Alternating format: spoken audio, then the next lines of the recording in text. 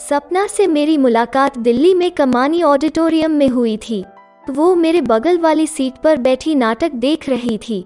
बातों बातों में उसने बताया कि उसके मामा थिएटर करते हैं और वो उन्हीं के आग्रह पर आई है। वो एमएससी कर रही थी। मैंने भी अपना परिचय दिया। 3 घंटे के शो के दौरान हम दोनों कहीं से नहीं लगे कि पहली बार एक दूसरे से मिल रहे हैं। सपना तो इतनी बिंदास लगी कि बेहिचक उसने मुझे अपना मोबाइल नंबर भी दे दिया।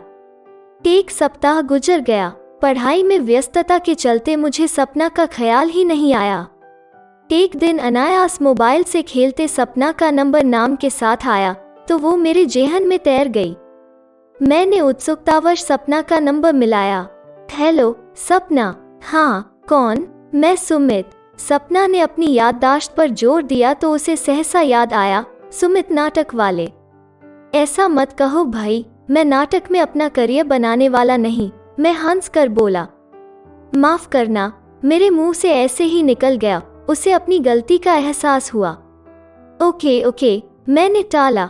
फोन करती, पर क्या करूं, 15 दिन बाद फर्स्ट ईयर के पेपर हैं। उसके स्वर से लाचारी स्पष्ट झलक रही थी।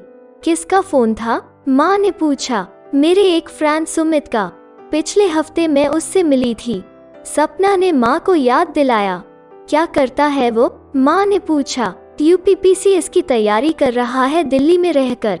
दिल्ली क्या आईएएस के लिए आया था? इसका मतलब वो भी यूपी का होगा। हाँ, मैंने जान छुड़ानी चाहिए। 1 महीने बाद सपना मुझे करोल बाग में खरीदारी करते दिखी। उसके साथ एक अधेड़ उम्र की महिला भी थी। माँ के अलावा और कौन हो सकता है? मैं कोई निर्णय लेता। सपना ने मुझे देख लिया। सुमित, उसने मुझे आवाज दी। मैं क्षणांश लज्जा संकोच से झिझक गया, लेकिन सपना की पहल से मुझे बल मिला। मैं उसके करीब आया। मम्मी, यही है सुमित, सपना मुस्कुरा कर बोली। मैंने उन्हें नमस्कार किया। कहाँ के रहने वाले हो? सपना की माँ ने पूछा। जौनपुर। ब्राह्मण हो? मैं ब्राह्मण था तो बुरा भी नहीं लगा, लेकिन अगर दूसरी जाति का होता तो? सोचकर अटपटा सा लगा। खैर, पुराने ख्यालातों की थी, इसलिए मैंने ज्यादा दिमाग नहीं खपाया।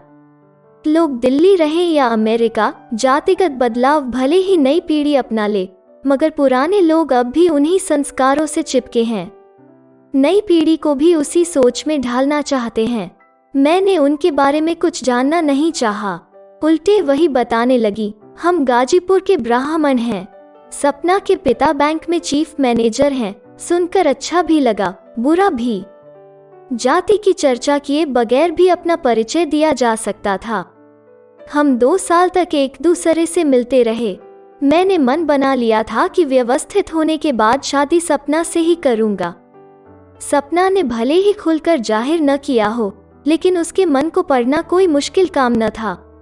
मैं यूपीपीसीएस में चुन लिया गया। सपना ने एमएससी कर ली।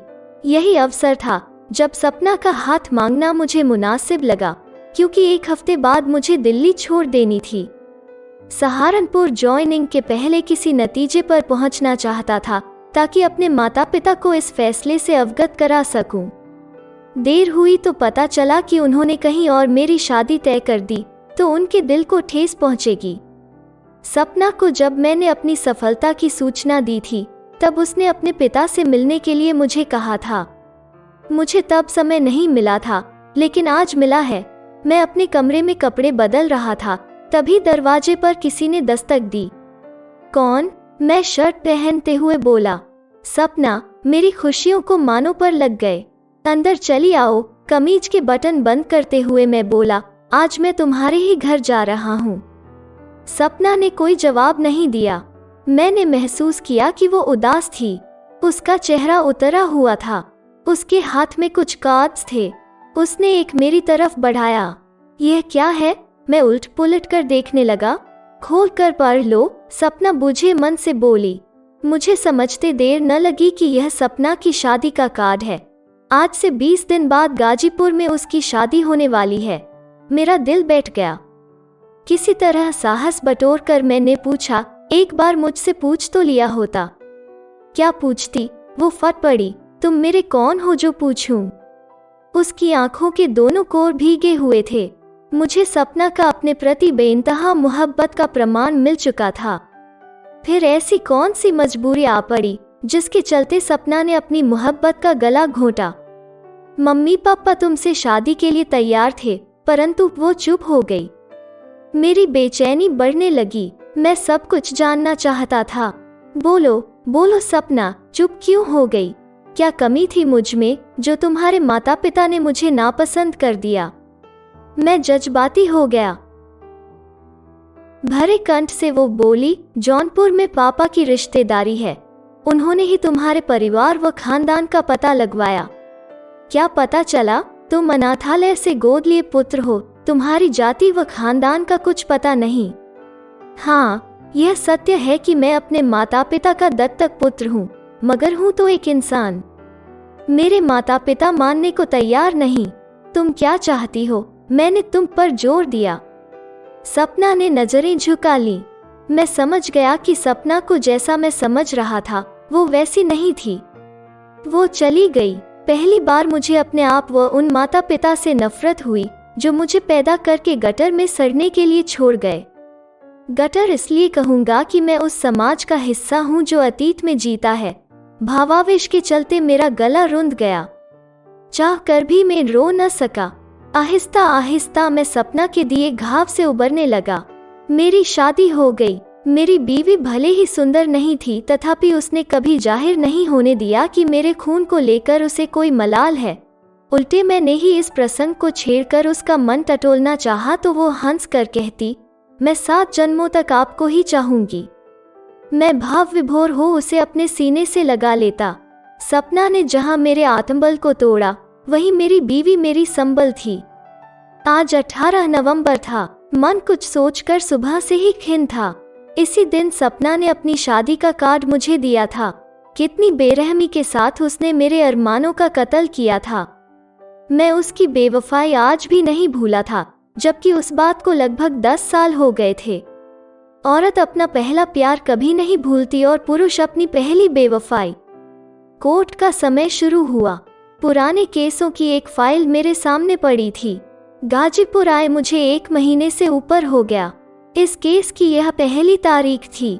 मैं उसे पढ़ने लगा। सपना बनाम सुधीर पांडेय तलाक का मुकदमा था, जिसमें वादी सपना ने अपने पति पर शारीरिक व मानसिक प्रताड़ना का आरोप लगाकर तलाक व भरण पोषण की मांग की थी।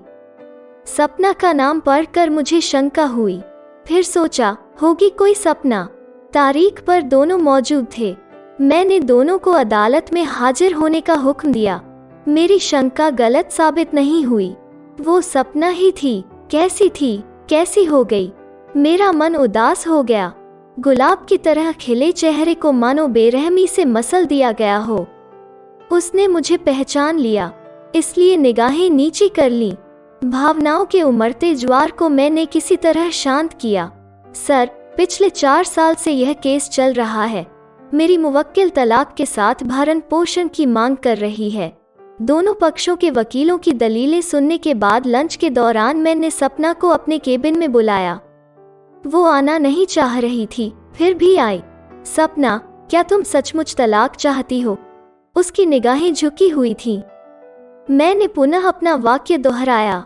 कायदे कानून से हटकर मेरी हमेशा कोशिश रही कि ऐसे मामलों में दोनों पक्षों को समझा बुझाकर एक किया जाए, क्योंकि तलाक का सबसे बुरा प्रभाव बच्चों पर पड़ता है। वकीलों का क्या? वे आपस में मिल जाते हैं तथा बिलावजह मुकदमों को लंबित करके अपनी रोजी रोटी कमाते हैं। मुवक्किल समझता है कि ये हमारी तरफ से लड़ रहे हैं, जबकि वे सिर्फ अपने पेट के लिए लड़ रहे होते हैं। सपना ने जब अपनी निगाहें ऊपर की तो मैंने देखा कि उसकी आंखें आंसुओं से लबरेज थीं।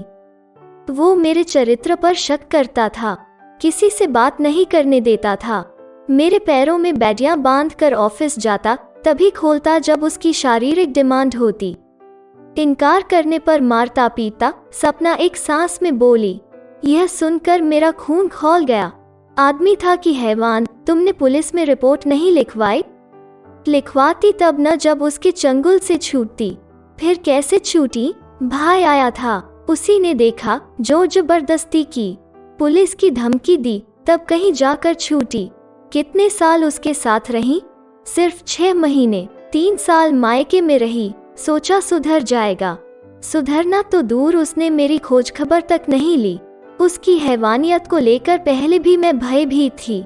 मम्मी पापा को डर था कि वो मुझे मार डालेगा, इसलिए ससुराल नहीं भेजा। उसे किसी मनोचिकित्सक को नहीं दिखाया। मेरे चाहने से क्या होता? वैसे भी जन्मजात दोष को कोई भी दूर नहीं कर सकता। मतलब वो शुरू से ही शक की प्रवृत्ति का था। उस पर मेरी खूबसूरती ने कोर में खाज का काम किया। एक आध बार मैंने उसके दोस्तों से हंस कर बात क्या कर ली, मानो उस पर वज्रपात हो गया। तभी से किसी न किसी बहाने मुझे तौचक करने लगा। मैं कुछ सोच कर बोला, तो अब तलाक लेकर रहोगी? वो कुछ बोली नहीं। सिर नीचा कर लिया उसने। मैंने उसे सोचने व जवाब देने का मौका दिया। अब इसके अलावा कोई चारा नहीं। उसका स्वर अपेक्षाकृत धीमा था। मैंने उसकी आंखों में वेदना के उमड़ते बादलों को देखा। उस दर्द पीड़ा का एहसास किया जो प्रायः हर उस स्त्री को होती है जो न चाहते हुए भी तलाक के लिए मजबूर होती है। जिंदगी जुआ है, यहाँ चाहने से कुछ नहीं मिलता। कभी मैं सपना की जगह था, आज सपना मेरी जगह है। मैंने तो अपने को संभाल लिया। क्या सपना खुद को संभाल पाएगी? एक उसास के साथ सपना को मैंने बाहर जाने के लिए कहा। मैंने सपना के पति को भी बुलाया। देखने में वो सामान्य पुरुष लगा, परंतु जिस तरीके से उसने सपना के चरित्र पर अनर्गल आरोप लगाए उससे मेरा मन खिन्न हो गया। अंततः जब वो सपना के साथ सामंजस्य बिठा कर रहने के लिए राजी नहीं हुआ तो मुझे यही लगा कि दोनों अलग हो जाएं। सिर्फ बच्चे के भरण पोषण को लेकर मामला अटका हुआ था। मैंने सपना से पूछा, तुम्हें हर माह रुपए चाहिए या एकमुश्त रकम लेकर अलग होना चाहती हो? सपना ने हर माह की हामी भरी। मैंने कहा, हर माह रुपए आएंगे भी नहीं भी आएंगे। नहीं आएंगे तो तुम्हें अदालत की शरण लेनी पड़ेगी। यह हमेशा का लफड़ा है। बेहतर यही होगा कि एकमुश्त रकम लेकर अलग हो जाओ और अपने पैरों पर खड़ी हो जाओ। तुम्हारी पारिवारिक पृष्ठभूमि संपन्न है, बेहतर है ऐसे आदमी से छुट्टी पाओ। यह मेरी निजी राय थी। 5 लाख रुपए पर मामला निपट गया। अब दोनों के रास्ते अलग थे। सपना के माँ बाप मेरी केबिन में आए। आभार व्यक्त करने के लिए उनके पास शब्द नहीं थे।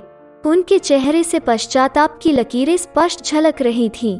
मैं भी गमगीन था। सपना से अब पता नहीं कब भेंट होगी। उसके भविष्य को लेकर भी मैं उद्विग्न था। न चाहकर भी कुछ कहने से खुद को रोक नहीं पाया। सपना, तुमने शादी करने से इसलिए इनकार कर दिया था कि मेरी जाति खानदान का अता पता नहीं था। मैं अपने तथाकथित माता पिता का गोद लिया पुत्र था, पर जिसके माता पिता व खानदान का पता था उसे क्यों छोड़ दिया? सब निरुत्तर थे।